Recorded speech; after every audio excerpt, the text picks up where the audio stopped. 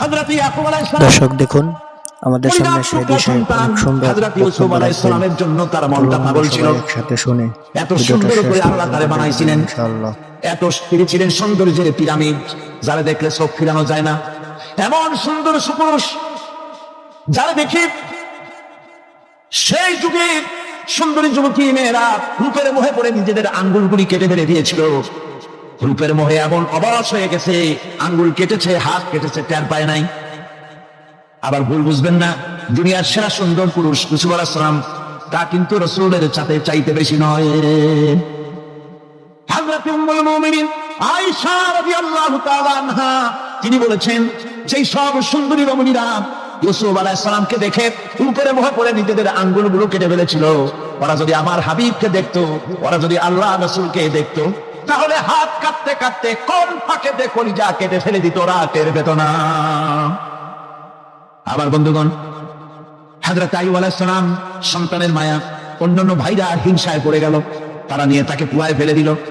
সেখান থেকে তারা একটা ছাগল বা কোনো পশু জবাই করে তার রক্ত মাখাইয়া জামা এনে হাজির করে দিল হযরত ইয়াকুব আলাইহিস সালামের সামনে, যে তারে নিয়ে খেলা করতে গিয়েছিলাম, আমরা খেলায় লিপ্ত ছিলাম, বাগে খেয়ে ফেলাইছে।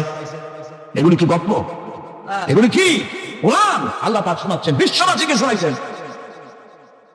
সূরা ইউসুফের চাইতে এত সুন্দর উপাখ্যান গোটা পৃথিবীতে আর নাই। সুবহানাল্লাহ। অনেকে ইউসুফ জুলাইখার কেসা খুব মজা করে পড়ে, তৃপ্তি করে, প্রেমের গল্প পড়ে। এটা কোনো প্রেমের গল্প নয়। ইউসুফ আলাইহিস সালাম জুলাইখা ইউসুফ আলাইহিস সালামের জন্য কাঁদতে কাঁদতে চোখ কানা হয়ে গেছে। এরপর ইউসুফ আলাইহিস সালাম জুলাইখাকে পাওয়ার জন্য পাগল হয়ে গেছে। নাউযুবিল্লাহ, এটা হয়নি কখন? তিনি আল্লাহর পয়গম্বর, আর আল্লাহ কেমনে তারা বাঁচিয়েছেন? যখন জুলাইখা ঘরের ভিতরে সুন্দর করে যৌন উন্মাদনামূলক চিত্র অঙ্কিত করে ঘরের মধ্যে আটকায় দিয়েছে, তালা লাগায় দিয়েছে, আর নিজে যৌন দীপক কাপড় চোপড় পরেছে না পরার মতোই। সে যুগের সুন্দরী মেয়ে জুলাইখা, তার কুপ্রবৃত্তিকে চরিতার্থ করার জন্য আহ্বান করা হয়েছে। হযরত ইউসুফ আলাইহিস সালাম লক্ষ্য করে দেখলেন এমন জায়গা, এখান থেকে পালাবার তো পথ নাই, দরজা বন্ধ করে দিয়েছেন। তিনি শুধু তখন কেবলমাত্র আল্লাহ রাব্বুল আলামিনকে ভয় করলেন। আল্লাহকে ভয় করে আল্লাহর নাম নিয়ে যখন তালাবদ্ধ দরজার দিকে দৌড় দিয়েছেন, আল্লাহ রাব্বুল আলামিন আপন কুদরতে তালাগুলি খুলে দরজা তার জন্য উন্মুক্ত করে দিলেন। ইউসুফ আলাইহিস সালামকে হালাই দিয়ে এভাবে করে কাপড় এনে দিল তার সামনে, রক্তমাখা কাপড়। হযরত ইয়াকুব আলাইহিস সালাম সন্তানদের মুখে কাহিনী শুনে তিনি কি বললেন? কোরআনে কারীম তা কোট করেছে। তিনি চিক দিলেন না, ফাল দিলেন না, ফিট হয়ে পড়লেন না।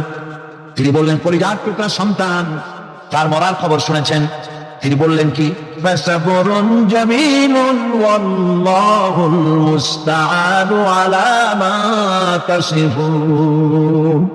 আমি উত্তম ক্ষমা অবলম্বন করব। তোমরা যে কাহিনী রচনা করেছো এর বেলায় আমি আল্লাহর কাছে সাহায্য চাই। আমি উত্তম সবল অবলম্বন করব। আমার ভাইরা, এগারো ভাই মনে করেছিল ইউসুফ আলাইহিস সালামকে মরণ কুয়ায় ফেলাই দিছি। তারা তো ঠিক পায় নাই এটা মরণ কুয়া না, এটা হচ্ছে একটা সুড়ঙ্গ, যাকে ইংরেজিতে বলে টানেল। এটা এমন একটা সুড়ঙ্গ, ওরা মনে করেছে মরণ কুয়া, কিন্তু আল্লাহ রাব্বুল আলামিন এই কুয়াতে এমন বানালেন, ওরা একদিকে ফেলাই দিল মরণ কুয়ায়, এই কুয়ার আর এক মুখ দিয়া আল্লাহ রাব্বুল আলামিন ইউসুফ আলাইহিস সালামকে নিয়ে মিশরের সিংহাসনে বসায়া দিলেন। এটা মরণ কুয়া নয়, এটা রাজ সিংহাসনে বসার সুড়ঙ্গ পথ। ইউসুফ আলাইহিস সালাম আজ প্রেসিডেন্ট, সুবহানাল্লাহ, প্রেসিডেন্ট হয়ে বসে আছেন। ওদিকে কেনানে অভাব লেগে গেছে, সেখানকার মানুষেরা সাহায্য নিতে এসেছে। ওই 11 ভাই আসছে। হযরত ইউসুফ আলাইহিস সালাম দেখেন চিনে ফেলেছে, ওরা কিন্তু তখনো ঠিক পায় নাই। হযরত ইউসুফ আলাইহিস সালাম চিনে ফেলেছেন। এখন কি করা উচিত? সবগুলোকে ঠ্যাং করে দিকে উঠাইয়া তারপরে সমানে ধোলাই দেওয়াই তো স্বাভাবিক ছিল, আমাদের মতো মানুষ হইলে, ঠিক কিনা? শিখতে বলবেনি, অভ্যাস তো এটাই। হযরত ইউসুফ আলাইহিস সালাম তাদের সামনে পরিচয় দিলেন। তারা যখন বুঝতে পারলো, লজ্জায় তাদের মাথা হেঁট হয়ে গেল। হযরত তার এক তো লজ্জা, আর 2 নম্বরের ভয়, জান নিয়ে কেনানে কেউ ফিরে যাইতে পারবো না। এখন অবস্থা হয়েছে যে জীবনই যায় নাকি এখানে।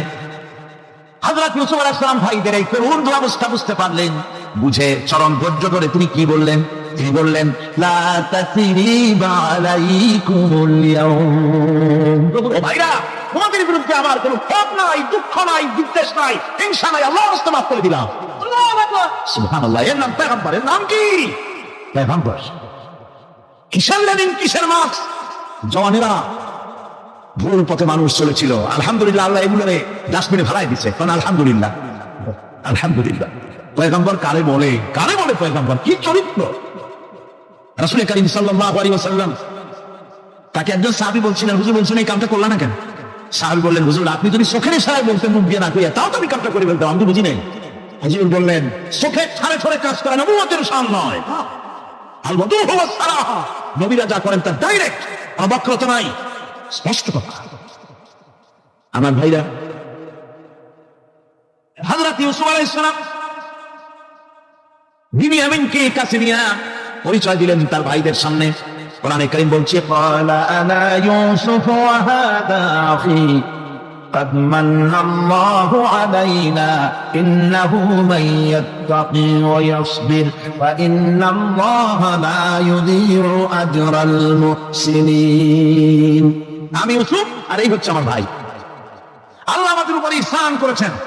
প্রকৃতপক্ষে যারা আল্লাহকে ভয় করে এবং সবর ইখতিয়ার করে, আল্লাহ এভাবে তাদেরকে, তাদের আমলকে নিষ্ফল হতে দেন না। আমার এই জামাটা নিয়ে যাও।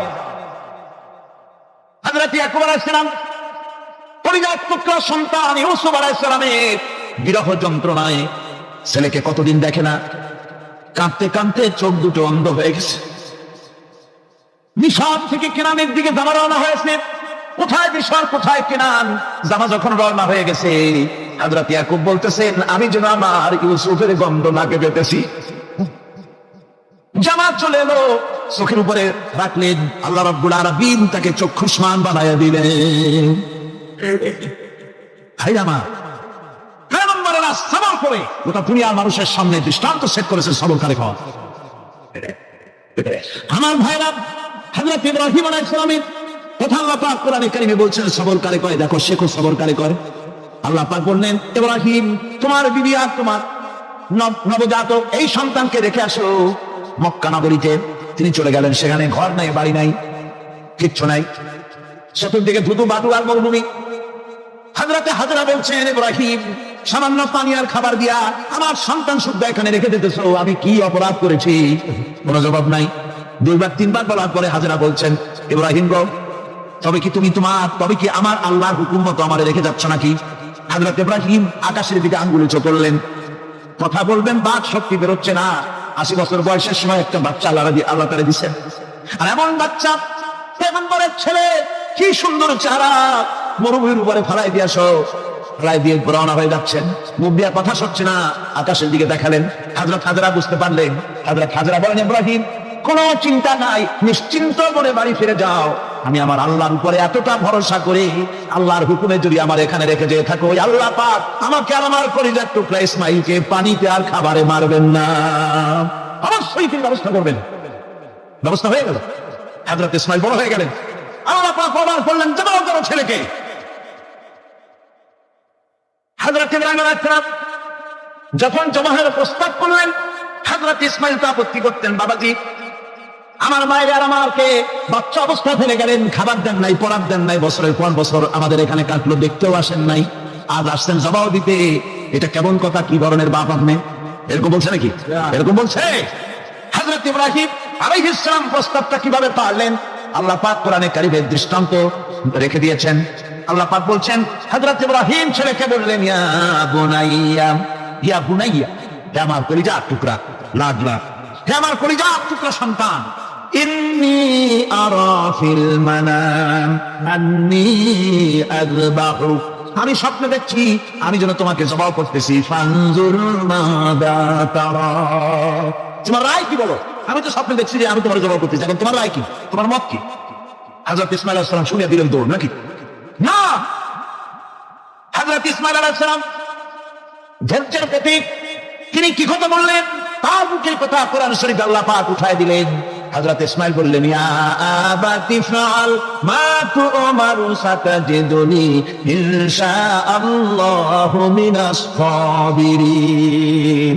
হে আমার পিতা, আপনি যে ব্যাপারে আদিষ্ট হয়েছেন আপনি তা পালন করুন, অবশ্যই আমাকে ধৈর্যধারীদের মধ্যে পাওয়া যাবেন। সুবহানাল্লাহ। এক বর্ণনা এসেছে, হযরত ইসমাঈল বললেন, আব্বাজান আমি ধৈর্যধারীদের ভিতরে আমারে পাবেন, তবে জবাহ করার আগে আমার হাত পাটা একটু বেঁধে নেন, কারণ জবাহের যন্ত্রণায় আপনার গায়ে যদি আমার হাত পা লেগে যায় তো বেয়াদবি হয়ে যেতে পারে। আর আমি বলে আমার জবাহ হয়ে যাওয়ার পর আমার রক্ত মাখা জামাটা নিয়ে আমার মা হাজেরারে দিবেন, কারণ তাকে মা বলবার মতো আর তো কেউ নাই। হযরত ইব্রাহিম তাকে বাঁধবার জন্য প্রস্তুতি নিলেন। হযরত ইসমাঈল বলছেন, আব্বাজান বাঁধবেন না, বাঁধবার প্রয়োজন নাই। বলে, কেন? একবার বাঁধতে বললে আবার তুমি নিষেধ করছো কেন? ছেলে বলছেন, আব্বাজান বাঁধবো না এই জন্যে, হয়তো কিয়ামতেই প্রশ্ন উঠতে পারে যে আল্লাহর হুকুমে রাজি ছিল না বলে হাত পা বাঁধা জবাহ করছে। আমি এই সুযোগ দিব না, আপনি জবাহ করেন, আমি এতটুকু নড়াচড়া করবো না। ধৈর্যের চরম প্রতীক হযরতে ইসমাঈল আলাইহিস সালাম দেখাই দিয়েছেন ধৈর্য কারে কয়। আমার বন্ধুগণ, এই পৃথিবীর সবচাইতে ধৈর্যের বড় প্রতীক হতেছেন ইমামুল মুরসালিন, আশরাফুল আম্বিয়া, সাইয়্যিদুল মুরসালিন জনাবে মুহাম্মদুর রাসূলুল্লাহ সাল্লাল্লাহু আলাইহি ওয়াসাল্লাম। আমার বন্ধুগণ, সবচাইতে বড় ধৈর্যের প্রতীক তিনি। কাউকে একটা গালি দেন নাই জীবনে, কাউকে ঠাট্টা করেন নাই, কাউকে মারেন নাই, কারো মনে দুঃখ দেন নাই। তিনি দুঃখ পেয়েছেন, তিনি কাউকে দুঃখ দেন নাই। তিনি কষ্ট পেয়েছেন, কাউকে কষ্ট দেন নাই। আমার ভাইরা, তায়েফের ময়দান, আমার নিজের চোখে তায়েফে যেদিন আমি তায়েফ দেখলাম, আমি তায়েফে ঢুকেছি, জীবনে কোনোদিন যাই নাই। রমজান মুবারকে আমি সেখানে গেলাম, আমাকে বসার জন্য তারা নিয়ে যাবে। আমি বললাম, আগে বসবো না, আমারে আগে নিয়ে যাও, আমার নবীকে কোন জায়গায় ওরা মেরেছিল সে জায়গাটা দেখাও। তায়েফের সেই গলিতে যখন আমি গেছি, দুই দিকে পাহাড় দাঁড়ানো, তায়েফের লোক আমার সাথে ছিল, তারা বলল, এই জায়গাটা প্রথম যেখানে চতুর্দিক থেকে নবীজিকে পাথর মারছিল আর আল্লাহর নবী বেহুশ হয়ে পড়ে গিয়েছিলেন। 3-4 দিন না খাওয়া, হযরতে খাদিজা নাই, আবু তালিব নাই, মক্কায় জায়গা নাই পা রাখার। নবীজি 3-4 দিন ঘুরলেন। নেতারা বলল, তুমি যদি নবী হলে তো এতিম হলে কেন? আল্লাহ নবী বানাবার জন্য কি একটা ধনী মানুষ পায় না? তোমার মতো এতিম আর গরিব নবী বানাইলো কেন? আল্লাহ নবী 3 দিন পর যখন দেখলেন কেউ দাওয়াত শোনে না, কেউ মানে না, কেউ গ্রহণ করে না, তখন তিনি নেতাদের অনুরোধ করলেন, ঠিক আছে দাওয়াত তো কবুল করলে না, তবে একটা কাজ অন্তত, আমি যে তায়েফে আসছিলাম এই খবরটা মক্কায় দিও না, ওরা আরো অত্যাচার বাড়াই দেবে। এই কাফিরগুলি খবর তো মক্কায় পাঠালো, আর সমস্ত যুবকদেরকে লেলিয়ে দিল। যুবকরা চতুর্দিকে দাঁড়াইছে, রাসূলকে পাথর মারা শুরু করে দিল। আমি যখন রেল লাইনের থেকে হাঁটি, যখন রেল লাইন কোনো সময় দেখি, রেলের পাথরগুলি, রেল লাইনের পাথরগুলি দেখলি আমার মাথায় যেন কেন তাইফের কথা বলে এসে যাবে। আরে মানুষের গায়ে পাথর মারলে কি অবস্থার সৃষ্টি হয়? পাথর নূরের শরীর, রহমতের শরীর, কিছু কিছু রক্ত ঝরছে। নবীজিকে জোর করে উঠাইয়া জবরদস্তি করে হাঁটার জন্য তারা ধাক্কা মারতেছে। আবার কিছুদিন গিয়ে নবীজি আবার বেহুশ হয়ে পড়েছেন, এইখান থেকে আবার উঠায় আবার ধাক্কা মারতেছে। 3 নম্বরের আর একটা জায়গা আছে যেখানে ভাঙ্গা একটা মসজিদ। তাইফের লোকেরা আমাকে বললো, এই জায়গাটা হলো শেষ জায়গা যেখানে রাসূল করিম 3য়বারের মতো বেহুশ হয়েছিলেন, এখানেই হুজুরের রক্ত ঝরেছে বেশি। 2 রাকাত নামাজ পড়লাম, সিজদা করে এমন কান্না কাঁদলাম আল্লাহর কাছে। নবীজি যখন হুঁশ এসেছে, হযরতে জিবরাইল বলেন, ইয়া রাসূলুল্লাহ, আপনার এই কষ্ট দেখে ফেরেশতারা কাঁদতেছে, আপনি অনুমতি দিয়ে দেন এই 2 পাহাড়কে মিলাইয়া সমস্ত তায়েফবাসী কাফেরগুলি মাটির সাথে মিশাইয়া দেই। নবীজি বললেন, জিবরাইল, আমি যদি হুকুম করি আর আমার হুকুম মতো যদি এই কাম করো, একটা কাফেরও যদি না বাঁচে, তাহলে কার মুখে পৌঁছাবো লা ইলাহা ইল্লাল্লাহু মুহাম্মাদুর রাসূলুল্লাহ। আমার ভাইরা, হযরত সাল্লাল্লাহু আলাইহি ওয়াসাল্লাম উঠে বসলেন। এমন সময় হযরতে যায়েদ শরীরের রক্তগুলি মুছে দিতেছেন। হযরত সাল্লাল্লাহু আলাইহি ওয়াসাল্লাম বসে 2খানা হাত উত্তোলন করলেন। নবীজির চোখ থেকে পানি গড়ায় পড়তেছে। আরে কেউ নাই, আল্লাহ ছাড়া কেউ নাই সাহায্য করার। নবীজি হাত তুলে মোনাজাত করতেছেন, চোখ দিয়া পানি পড়ে দাড়ি ভিজে পড়তেছে, দাড়ি দিয়া রক্ত ঝরতেছে। নবীজি কি দোয়াটা করলেন? বদদোয়া করলেন না, গজব দিতে বললেন না। নবীজি দোয়া করলেন, রব্বুল আলামিন, এই তায়েফের লোকেরা আজকে আমার সাথে যে ব্যবহারটা করেছে, ওরা বোঝে নাই যে আমি তোমার নবী, ওরা বুঝে নাই যে আমি তোমার রাসূল, না বুঝে আমার উপরে যে অত্যাচারটা করলো, আল্লাহ তুমি এই জন্য রাগ করে এই তায়েফে তুমি গজব দিও না। আল্লাহ পাক পরবর্তী সময় হুজুরকে স্মরণ করাই দিলেন, ওয়া মা আরসালনাকা ইল্লা রাহমাতাল লিল আলামিন। ও নবী, আপনি হচ্ছেন আমার সমস্ত সৃষ্টি জগতের জন্য, আপনি আমার বাবা, আমার গোটা বিশ্বের জন্য আপনার, আমার সৃষ্টি জগতের জন্য আপনি আমার করুণা। রাসূলের এই কষ্ট দেখে বাগান থেকে এক গ্লাস আঙ্গুরের শরবত এনে হাজির করেছে। এত কষ্টের পর 3 দিনের না খাওয়া আঙ্গুরের একটা শরবত পাইয়া হুজুর খুব খুশি হলেন। শরবত গ্লাস পান করে হুজুর বলছেন, তোমার নাম না আফতাস? তিনি বলছেন, হ্যাঁ হুজুর, আমার নাম আফতাস। তোমার বাড়ি না ইউনূস আলাইহিস সালামের গ্রামে? বলে, হ্যাঁ, আমার বাড়ি সেই গ্রামে। আপনি কি করে জানলেন আমার নাম আফতাস আর আমার বাড়ি ইউনূস আলাইহিস সালামের গ্রামে? আপনি জানলেন কি করে? হুজুর বললেন, আমি নবী, হযরত ইউনূস নবী, একজন নবীর খবর আর একজন নবীর কাছে থাকে। রাসূল করিম সাল্লাল্লাহু আলাইহি ওয়াসাল্লাম সবর ইখতিয়ার করেছিলেন, ধৈর্য অবলম্বন করেছিলেন, আর আল্লাহ পাক তাকে নির্দেশ করেছেন সবর কর। واتبع ما يوحى إليك واصبر حتى يحكم الله। তুমি কেবল সেই জিনিস অনুসরণ করো যা আমি তোমার প্রতি অবতীর্ণ করেছি, আমি আপনার উপরে যেটা অবতীর্ণ করেছি তার অনুসরণ করুন, সবর ইখতিয়ার করুন, যতক্ষণ না আল্লাহর পক্ষ থেকে চূড়ান্ত ফয়সালা না আসে। ধৈর্য ধরুন, ধৈর্য ধরুন। আমার ভাইরা, কাফেরদের নির্যাতনের মোকাবেলায় আল্লাহ পাক তার হাবিবকে সান্ত্বনা দিয়েছেন। যখন কাফেররা নির্যাতন করতেছে, হারে হযরতে বেলাল নির্যাতিত, হযরতে সুমাইয়া নির্যাতিতা, হযরতে খাব্বাব, হযরতে হুবায়ব, হযরতে আম্মার রিদওয়ানুল্লাহি তাআলা আলাইহিম আজমাইন কত মার হতেছে। হযরত ওমর হযরতে খাব্বাব রাদিয়াল্লাহু তাআলা আনহুকে খোলা গায়ে দেখে বলছিলেন, খাব্বাব রে, তোমার পিঠে এত গর্ত কেন? এত গর্তওয়ালা পিঠ তো আমি মানুষের দেখি নাই, এত সিকুল কমরওয়ালা মানুষের তো দেখি নাই। তিনি বলছেন, ওমর, তুমি কি ভুলে গেছো? ইসলাম কবুল করার অপরাধী কাফির বেঈমানেরা আগুন জ্বালায়া আগুনের উপরে আমাকে চিৎ করে শোয়াছে। আমি যেন নড়াচড়া করতে না পারি সেজন্য আমার বুকের উপরে পাথর চাপা দিয়ে রেখেছিল। গায়ের চর্বি আর রক্ত করে করে করে আগুন নিবেছে, আর আগুন গোশত পুড়ে যে পিঠের মধ্যে প্রবেশ করেছিল আজও পর্যন্ত পিঠের সেই গর্ত সেরে যায় নাই। এভাবে অত্যাচার হচ্ছিল সাহাবীদের উপর। আল্লাহ রাব্বুল আলামিন তার হাবিবকে সান্ত্বনা দিলেন, واصبر وما صبرك إلا بالله ولا تحزن عليهم ولا تك في ضيق مما يمكرون। হে রাসূল, সবরের সাথে কাজ করতে থাকুন। আপনার এই সবরের তৌফিক তো আল্লাহই দিয়েছেন, আর ওদের সমস্ত ষড়যন্ত্র, ওদের অপকৌশলে আপনি দুঃখিত হবেন না, চিন্তা করবেন না, ভারাক্রান্ত হবেন না। আপনি নিশ্চিত থাকুন। واصبر لحكم ربك فإنك بأعيننا। হে নবী, আপনার রবের চূড়ান্ত ফয়সালা আসা পর্যন্ত ধৈর্য ধারণ করুন। আপনি তো আমার চোখের সামনে। সুবহানাল্লাহ, সুবহানাল্লাহ গড, আপনি আমার চোখের সামনে। কে আপনাকে কি করবে আমি দেখবো না? সুবহানাল্লাহ। মন্ত্রী যদি, এই সলিমুদ্দিন মার্কা মন্ত্রী যত আছে, এই মন্ত্রীর ভূমিকা দেখাতে ভয় কিসের? আমি তোকে দেখছি না, সাহসটা কেমন বাড়ে, কেমন বাড়ে সাহস। আরে কোন মন্ত্রী ছাতা মাতা না, তোমার প্রেসিডেন্ট রাজা বাদশা না, আকাশ আর জমিনের মালিক আমার আল্লাহ রাব্বুল আলামিন বলছেন, হাবিব, কোন চিন্তা নাই, আপনি আমার চোখের সামনে। ওরা চায় আপনাকে দুনিয়া থেকে মিটাই দিতে, আর আমি চাই ওরাফানা লাকা যিকরা, আপনার প্রশংসা তো হবে গোটা বিশ্ব জুড়ে, সর্বত্র ছড়িয়ে যাবে আপনার নাম। সুবহানাল্লাহ। আল্লাহ পাক অন্যত্র বলেছেন, ওয়ালাকাদ কুযযিবাত রুসুলুম মিন ক্বাবলিকা ফাসাবারু আলা মা কুযযিবু ওয়া উযু হাত্তা আতাহুম নাসরুনা। হে মুহাম্মদ সাল্লাল্লাহু আলাইহি ওয়াসাল্লাম, আপনার পূর্বে অসংখ্য নবী রাসূল এই পৃথিবীতে আসছে এবং জুলুম আর নির্যাতনের শিকার তারা হয়েছেন। অবশেষে তাদের প্রতি আল্লাহর সাহায্য এসেছে। সুতরাং আপনাকেও ধৈর্য ধারণ করতে হবে, ধৈর্য ছাড়া কোনো পথ নাই। ধৈর্য আপনাকে ধারণ করতেই হবে, আর এই ধৈর্য ধারণ করলে পরে আল্লাহর চূড়ান্ত ফয়সালা আসবে, তখন আল্লাহ পাক মেহেরবানি করবেন। আমার ভাইরা, এই ধৈর্য পৃথিবীর সমস্ত পয়গম্বররা ধৈর্য অবলম্বন করেছেন, কখনো অধৈর্য হন না।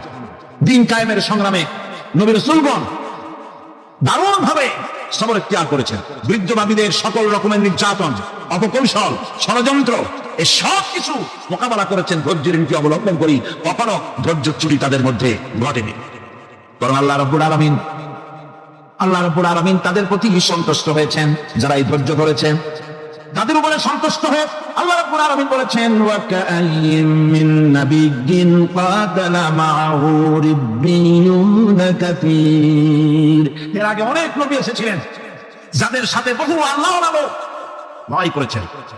فما وهنوا لما أصابهم في سبيل الله وما ضعفوا وما استكانوا। আল্লাহর পথে তাদের উপর যত বিপদ এসেছিল তারা হতাশ হয়ে পড়েন নাই, দুর্বলতা দেখাননি, বাতিলের সামনে মাথা নত করেন। ওয়াল্লাহু ইউহিব্বুস সাবিরিন। আর আল্লাহ পাক ধৈর্যশীল যারা তাদেরকে আল্লাহ পাক ভালোবাসেন।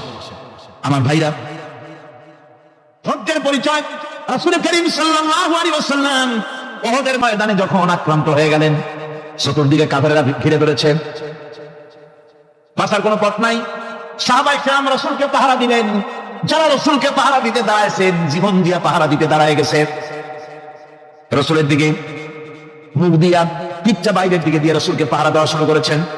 হুজুরকে পাহারা দিতে যারা দাঁড়িয়েছিলেন, কাফের কর্তৃক নিক্ষিপ্ত তীরগুলি এসে যখন বিঁধতেছিল, শুধু একজন সাহাবী হযরত তালহার পিঠের ভিতরে রাসূলকে হেফাজতের জন্য 80টা তীর একজনের পিঠের মধ্যে দিয়ে তুলেছে। এক অসতর্ক মুহূর্তে নবীজির দান্দান মোবারক শহীদ হয়ে গেল, শিরস্ত্রাণ ভেঙে গেল, লোহার কড়া প্রবিষ্ট হয়ে গেল কপালের ভিতরে। হুজুর মাথা ঘুরে পড়ে গেলেন। হযরত আবু উবাইদা রাদিয়াল্লাহু তাআলা আনহু হুজুরের মস্তক মোবারককে করে নিয়ে তারপরে বহু কষ্ট করে মাথা থেকে লোহার কড়া বের করলেন। এবার ওই কড়ার ছিদ্র দিয়ে রক্ত আসতেছে, মুখ দিয়ে রক্ত পড়তেছে, দাড়ি ভিজে যাচ্ছে। বুখারী শরীফে এসেছে আল্লাহর নবী দুইখানা হাত নিজের চেহারার উপরে বলে আনে, টাটকা রক্ত চোখের সামনে দেখে বলছেন, আহারে এই কওমের হালাক কি করে হবে, এই কওমের মুক্তি কি করে হবে, এই কওমের নাজাত কি করে হবে, যে কওম তার নবীর চেহারা রক্ত দিয়ে আল্লাহ বাগাইয়া দিল। নবীজি বললেন, আল্লাহুম্মা গফির লি কওমি ফাইন্নাহুম লা ইয়ালামুন। আয় আল্লাহ পাক, আমার এই কওম বুঝতে পারে না, ওদেরকে মাফ করে দাও। খবর ছড়িয়ে গেল নবীজি শহীদ হয়ে গিয়েছেন। খবর ছড়িয়ে গেল চতুর্দিকে, মদিনায় খবর ছড়িয়ে গেল। মানুষ পাগলের মতো দৌড়ানো শুরু করে দিল। এক মেয়ে লোক দৌড়াচ্ছে ওদের দিকে, একজন সাহাবীর সঙ্গে দেখা। তারা জিজ্ঞেস করলেন, দৌড়াও কেন? সুবহানাল্লাহ। অনেক সুন্দর আলোচনা করতেছেন সাইদি সাহেব আমাদের মাঝখানে। দেখতে থাকুন দর্শক, আমার সাথে শুনতে থাকুন, আমি শুনতেছি, দর্শক আপনারাও শুনতে থাকেন। আর ভিডিওটি ভালো লাগলে অবশ্যই ভিডিওতে একটি লাইক করে দিবেন দর্শক। পরবর্তীতে এরকম ধরনের ভিডিও পেতে অবশ্যই চ্যানেলটি সাবস্ক্রাইব করে রাখবেন দর্শক। দেখতে থাকুন, অনেক সুন্দর একটি ভিডিও। সন্তান ওহদে এসেছিল, দুটোই শহীদ হয়ে গেছে। মা বলতেছে, ও সাহাবী কে শহীদ হয়েছে শুনতে চাই না, তাড়াতাড়ি করে বলো আল্লাহর নবী মুহাম্মদ রাসূলুল্লাহ সাল্লাল্লাহু আলাইহি ওয়াসাল্লাম কেমন আছেন। দৌড়াতে দৌড়াতে ওহদের মাঝে সাহাবায়ে কেরাম পরিবেষ্টিত আল্লাহর নবীর কাছে গিয়ে হুজুরের জীবিত চেহারা মোবারকের দিকে তাকায়া মেয়ে লোকটি কাঁদতেছে আর বলতেছে, ইয়া রাসূলুল্লাহ, আমার স্বামী মরাশোক, আমার কলিজার টুকরা দুইটা সন্তান মরাশোক, আমার কলিজা থেকে মুছে গেছে, আপনি বেঁচে আছেন, তামাম মুসলমানদের চাইতে বড় সান্ত্বনা আর নাই। ভাইরা আমার, রাসূল করিম সাল্লাল্লাহু আলাইহি ওয়াসাল্লাম এভাবে করে ধৈর্যের পরিচয় দিয়েছেন। গালাগালি দেন নাই, রাগ করেন নাই, বদদোয়া করেন নাই। সুবহানাল্লাহ। সুবহানাল্লাহ। ভাইরা আমার, এই সবর এমন মহান বৈশিষ্ট্য, এর মধ্যে রয়েছে জিহাদের ময়দানে যদি লোক কম হয় আর যদি তাদের মধ্যে সবর থাকে, বেশি সংখ্যক লোকের উপরে আল্লাহ পাক সবরকারীদেরকে বিজয়ী করে দিবেন। কোরআনে কারীমে রব্বুল আলামিন বলেন, কাম মিন ফিয়াতিন কালিলাতিন গালাবাত ফিআতান কাসীরাতান বিইذনিল্লাহ ওয়াল্লাহু মা'আস সাবিরিন। এমন ঘটনা বহু নজির আছে যে কম সংখ্যক লোকেদের উপরে আল্লাহ পাক, বেশি সংখ্যক লোকেদের উপরে আল্লাহ পাক কম সংখ্যক লোকদেরকে জয়ী করে দিয়েছেন। আল্লাহু মা'আস সাবিরিন। আর আল্লাহ আছে ধৈর্যশালীদের সাথে। আল্লাহ আছে কাদের সাথে? দেখেন না বদরের কামটা, বদরের ময়দান, 313 জন মুসলমান, অস্ত্রপাতি নাই, সামান্য সামান্য অস্ত্র, আর কাফেররা এসছে হাজারেরও বেশি। আমার বন্ধুগণ, ধৈর্য কত বড় কাম দিল, ধৈর্য ধারণ করেছেন তারা, আল্লাহর উপরে ভরসা করেছেন। আল্লাহ রাব্বুল আলামিন অস্ত্রের কাজ কি দিয়া করায় দিলেন। একজন সাহাবী এসে বলছেন, হুজুর, জিহাদের ময়দান, ইসলামের প্রথম জিহাদ, আমার কাছে তো অস্ত্র নাই, মেহেরবানি করে একটা অস্ত্র আমার দেন, আমি লাফায় পড়ি জিহাদের মধ্যে। হুজুর বলেন, অস্ত্র তো আমার কাছে নাই, দিবটা কি? সাহাবী বলছেন, হুজুর, অস্ত্র না থাকে যা পারেন তাই দেন, আপনার হাত দিয়ে যা দিবেন, আমি দাঁড়ায় থাকতে পারবো না, জিহাদে আমাকে শরীক হতেই হবে। নবীজি কাছে পেলেন একখানা শুকনা খেজুরের ডালখানা তুলে সাহাবীর হাতে তুলে দিলেন। সাহাবী বলেন, রাসূলের হাতের দেওয়া শুকনা খেজুরের ডালটা নিয়ে আমি যখন কাফেরদের ভিড়ের মধ্যে ঝাঁপায় পড়ে যখন শুকনা খেজুরের ডাল দিয়ে আঘাত দিলাম, তখন ধারালো তরবারি দিয়ে আঘাত করলে যে কাম হয়, শুকনা খেজুরের ডালের আঘাতে কাফের দ্বিখণ্ডিত হয়ে জমিনে পড়ে গেল। ভাইরা আমার, আল্লাহ রাব্বুল আলামিন সবর যারা করে, সংখ্যা যদি কম হয়, আল্লাহ পাক তাদেরকে বিজয়ী করে দেবেন, এই ওয়াদা আল্লাহ রাব্বুল আলামিন করেছেন। এই সবরের গুণ ছাড়া জান্নাতেও প্রবেশ করা যাবে না, সবর যদি না থাকে বেহেশতে যাওয়া যাবে না। ভালো করে মনে রাখেন, আল্লাহ পাক বলছেন, আমা আসিবতুম আন তাদখুলুল জান্নাতা ওয়া লাম্মা ইয়া'লামিল্লাহুল্লাযীনা জাহাদু মিনকুম ওয়া ইয়া'লামাস সাবিরিন। তোমরা কি মনে করেছো এমনি বেহেশতে চলে যাবা? এটা কি মানবীর আবদার নাকি? এমনি বেহেশতে চলে যাবা?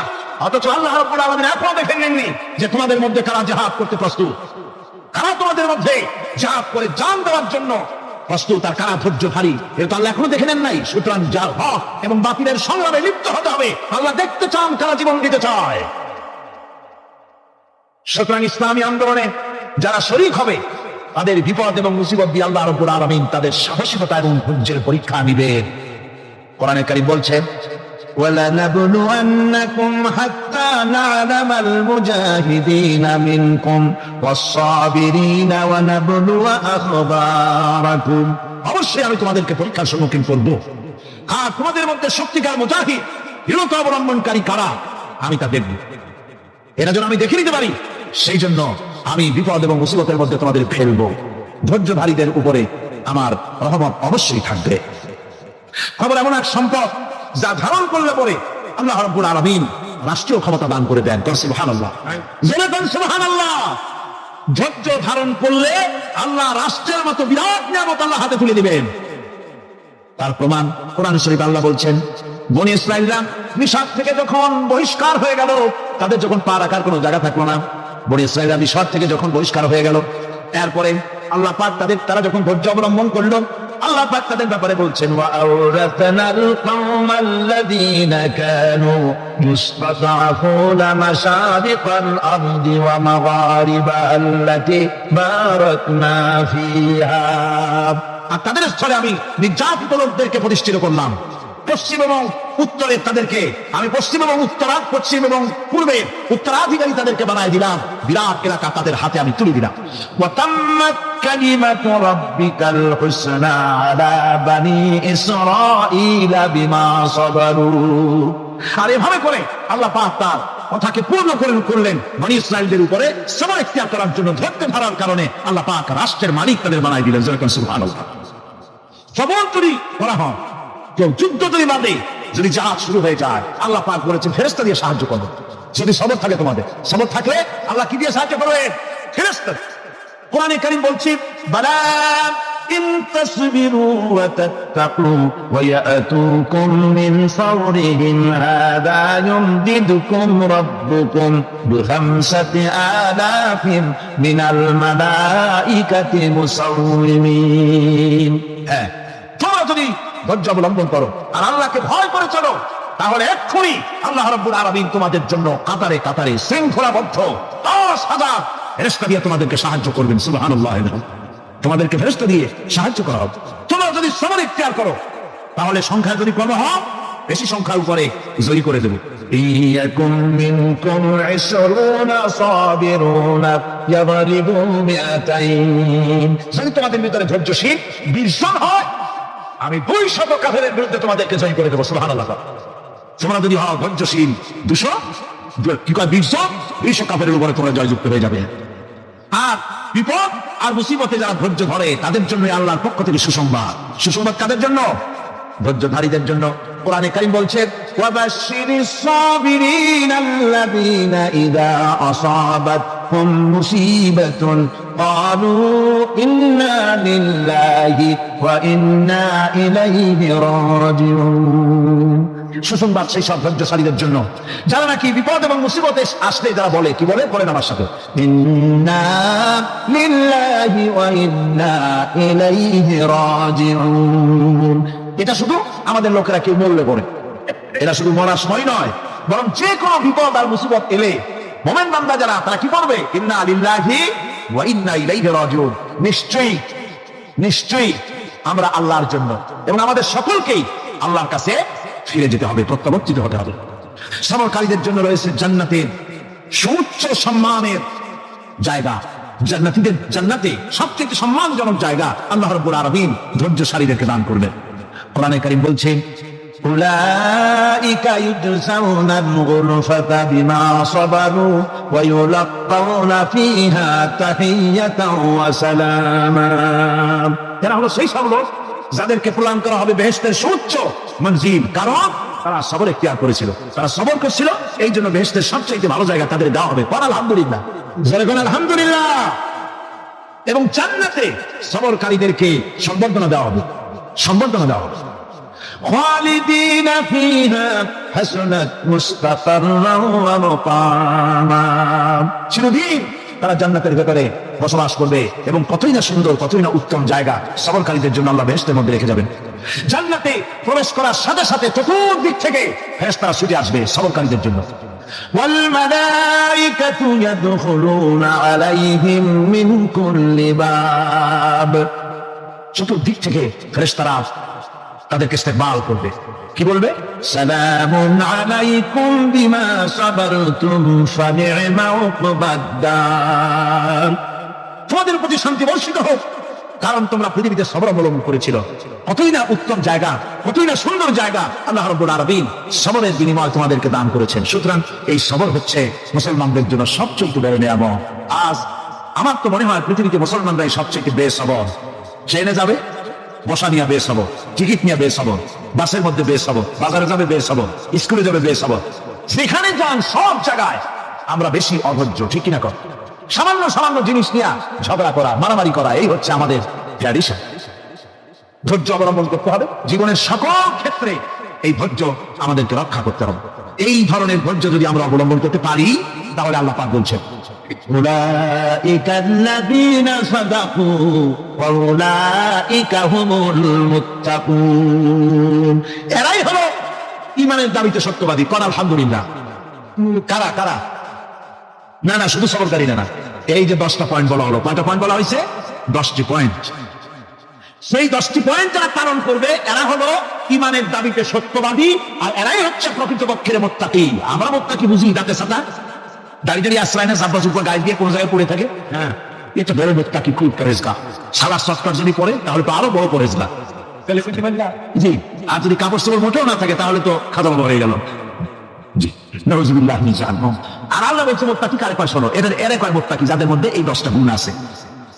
এই 10টি সত্য যদি সম্পাদন করতে পারি, যদি আমল করতে পারি, জীবন ধন্য হয়ে যাবে। সেই 10টি কথা আমি আবার আপনাদের স্মরণ পথে তুলে দিতে চাই, প্যাকেট করে পকেটে উঠাই দিতে চাই, যেন বাড়ি নিয়ে যেতে পারেন। 1 নম্বর হচ্ছে 10টি পয়েন্টের 1 নম্বর আল্লাহর প্রতি ঈমান।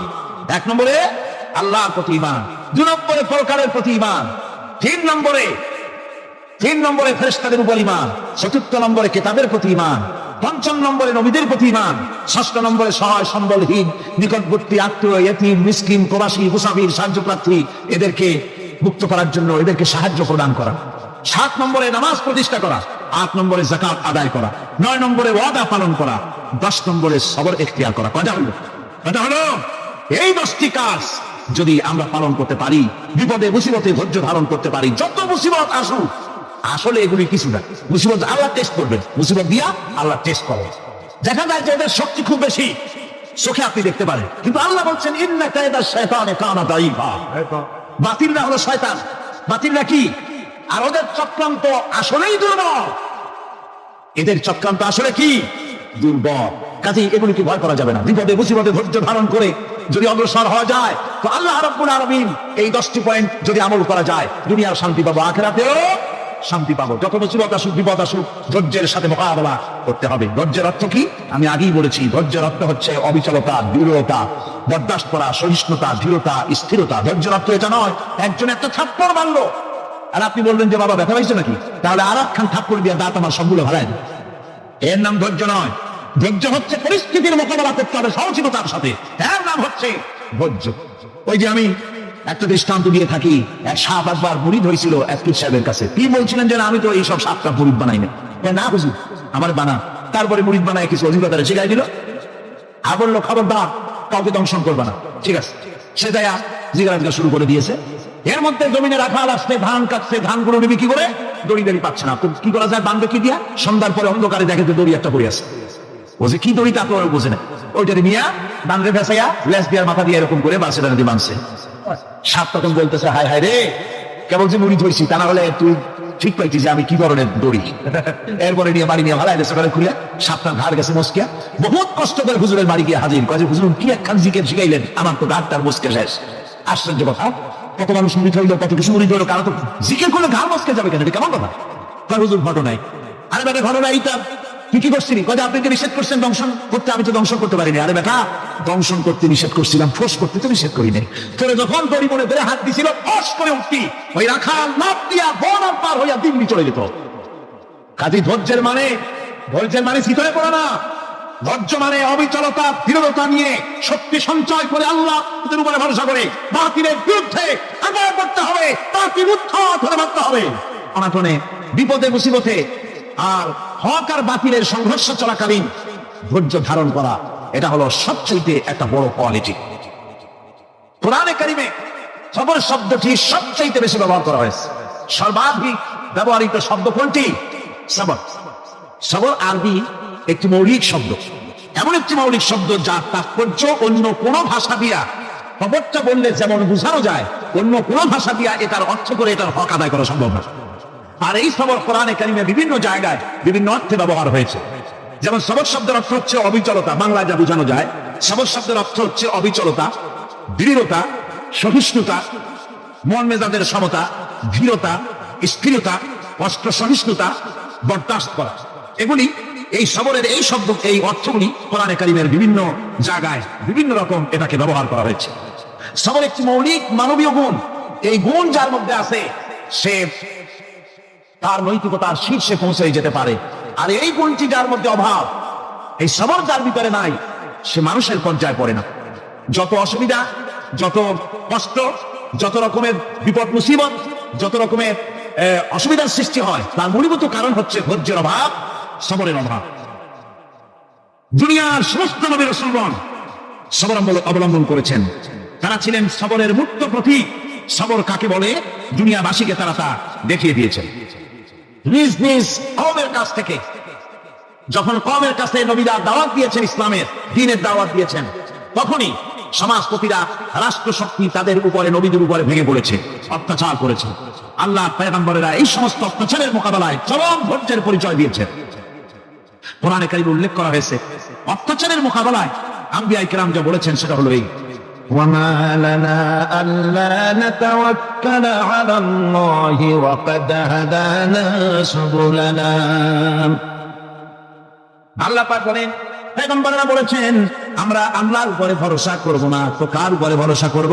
তিনি তো আমাদেরকে সঠিক পথ দেখিয়েছেন, সঠিক রাস্তা আমাদের দেখিয়েছেন, সুতরাং তার উপরেই তো আমরা ভরসা করব।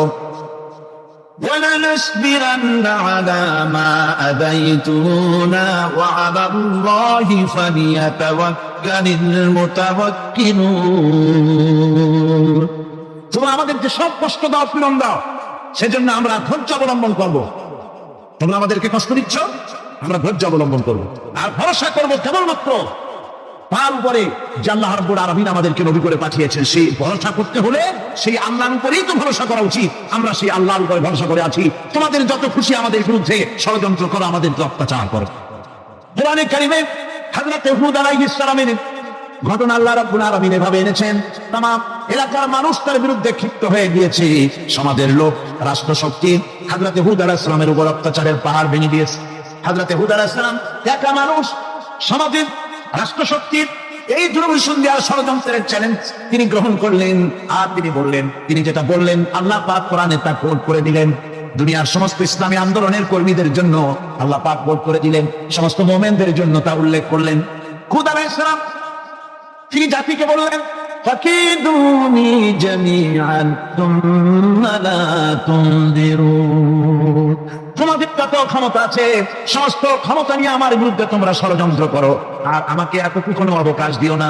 আমি সেই আল্লাহ রাব্বুল আলামিনের উপরে ভরসা করেছি, যার কুদরতি হাতের ভিতরে আমার জান, আর গোটা পৃথিবীর সমস্ত প্রাণীর জান যার কুদরতি হাতের মধ্যে, যার হাতের ভিতরে গোটা পৃথিবীর সমস্ত জান, সে আল্লাহর উপরে ভরসা করেছি। যা খুশি তোমরা আমার বিরুদ্ধে করতে পারো।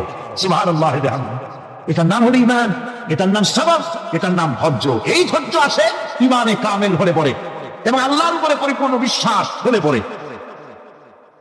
যদি কারো দিনের মধ্যে কথা বিশ্বাস থাকে যে আমার জন্য আল্লাহর পক্ষ থেকে যদি কোনো বুলেট নির্ধারণ করা থাকে, গোটা বিশ্ব যদি আমাকে পাহারা লাগায়, ওই বুলেট থেকে আমাকে বাঁচাইতে পারবে না। আর আমার জন্য যদি একটা বুলেট আল্লাহ কর্তৃক নির্ধারিত থাকে, তাহলে গোটা পৃথিবীর মানুষ চেষ্টা করেও সেই বুলেট থেকে আমাকে রক্ষা করতে পারবে না। এটার নাম হচ্ছে ঈমান। এই ঈমান যখন মানুষের মধ্যে সৃষ্টি হয়ে যায়, তখন সে বিপ্লবী শক্তিতে পরিণত হয়ে যায়। তার কাছে ভয় বলে কোনো জিনিস থাকে না, যেহেতু সে তো ভরসা করেছে এমন শক্তির কাছে যার চাইতে প্রচন্ড ক্ষমতা আকাশেও কারো নাই, জমিনেও। তিনি কে? জোরে চিল্লায় বলেন, তিনি কে? আমার বন্ধুগণ, রাসূল করিম সাল্লাল্লাহু আলাইহি ওয়াসাল্লাম হিজরতের রাতে সওদ পাহাড়ের দ্বারে শহরের কাছে যখন চলে গেছেন, ফজরের রক্ত হয়ে হয়ে আসতেছে। হযরত আবু বকর রাদিয়াল্লাহু তাআলা বলছেন, আল্লাহর রাসূল, এখন আর অগ্রসর হওয়া ঠিক হবে না, বেলা উঠে গেলে ধরা পড়ে যাব। এখানে গুহা আছে, ভিতরে প্রবেশ করি। হযরত আবু বকর রাসূলের সম্মতি পেয়ে হযরত আবু বকর রাদিয়াল্লাহু তাআলা বলছেন, ইয়া রাসূলুল্লাহ, পাহাড়িয়া গুহা, সাপ বিচ্ছু থাকতে পারে, আমাকে অনুমতি দেন, আমি আগে ভিতরে ঢুকে সাফ করে আপনাকে ডাকি। ভিতরটা সাফ করে তিনি ডাকলেন। রাসূল করিম ভিতরে ঢুকে বলছেন, আবু বকর, পাহাড় বেয়ে বেয়ে বড্ড কষ্ট হয়েছে, একটু বসো, তোমার উরুর উপরে মাথা রেখে আমি একটু ঘুমায়া যাই। আল্লাহ নবী আরাম ফরমাচ্ছিলেন। সকালবেলায় কাফির বেঈমানরা যখন আস্তে আস্তে করে গুহা মুখে পৌঁছে গেছি, পায়ের চিহ্ন এখানে শেষ, তাদের নিশ্চিত ধারণা এর ভিতরেই নবীজি আছেন। বলছে, বেরিয়ে আসো। একজন বলে নাই, আর একজন বলে আছে, এভাবে তাদের মধ্যে দ্বিমত হয়ে গেল। হযরত আবু বকর বলছেন, ইয়া রাসূলুল্লাহ, আমরা তো ধরা পড়ে গেছি, আমাদের তো আর উপায় নাই। এই গুহাটা এতই অগভীর, শুয়ে যদি হাঁটু উঁচু করা যায় উপর থেকে দেখা যায়, বসলে পরে মাথা দেখা যায়, ধরা তো পড়ে গেছি, উপায় নাই। আল্লাহ নবী তখন তার হাবিব, তার বন্ধুকে কি বললেন? বিশ্ববাসীর জন্য আল্লাহ পাক কোরআনে তা উঠায় দিলেন। নবীজি তার বন্ধুকে ডেকে বললেন, লা তাহজান ইন্নাল্লাহা মা'ানা। ও আমার সাথী, কোনো চিন্তা করো না, ভয় পেও না, শঙ্কিত হয়েও না, আমরা মাইনরিটি নই, আমরাই মেজরিটি, কারণ আল্লাহ রাব্বুল আলামিন আমাদের সাথে আছেন। সুবহানাল্লাহ। এই চিন্তা, এই ধারণা যদি মানুষের মনের মধ্যে থাকে, তাহলে কখনোই তার মন দুর্বল হবে না, ঈমান দুর্বল হবে না। সাইদি সাহেব আমাদের সামনে অনেক গুরুত্বপূর্ণ আলোচনা রাখলেন। আল্লাহ তাআলা আমাদেরকে সবাইকে শোনা ও বলার থেকে বেশি বেশি আমল করার জন্য তৌফিক দান ফরমান। আর পরবর্তীতে এরকম ধরনের ভিডিও পাওয়ার জন্য আমাদের চ্যানেলটি সাবস্ক্রাইব করে রাখবেন অবশ্যই। দেখতে থাকুন।